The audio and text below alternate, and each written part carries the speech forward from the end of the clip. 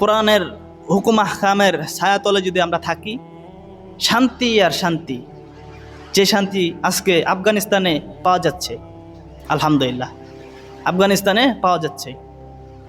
3 বছর আগে তাদেরকে বিশ্ব গণে নাই। আফগানিস্তানকে 3 বছর আগে কোনো বিশ্ব তাদেরকে গণে নাই।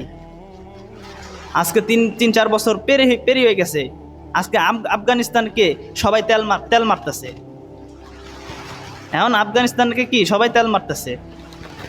এখন আফগানিস্তান উল্টা কাউকে তোয়াক্কা করে না, পরোয়া করে না। সফলতা এসেছে আফগানিস্তান, তারা অভিভাবক বানিয়েছে আল্লাহকে। সূরা বাকারার 257 নম্বর আয়াত আল্লাহ তাআলা বলেন, আল্লাহু ওয়ালিউল্লাযিনা আমানু, মুমিনদের অভিভাবক আল্লাহ।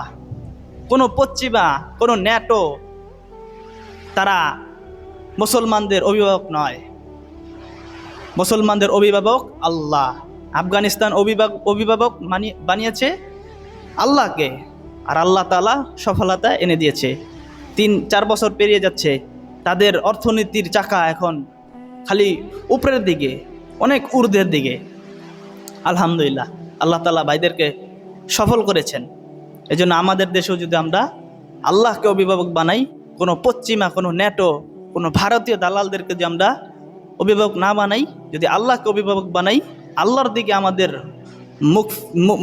মুখ নিয়ে যাই, আল্লাহকে সবসময় যদি স্মরণ করি, আল্লাহকে যদি আমরা অভিভাবক বানাই, আল্লাহ তাআলা সফলতা দিবেন ইনশাআল্লাহ। তো সবাই ভালো থাকবেন, সুস্থ থাকবেন। আজকে এ পর্যন্তই। আসসালামু আলাইকুম ওয়া রাহমাতুল্লাহি ওয়া বারাকাতুহু।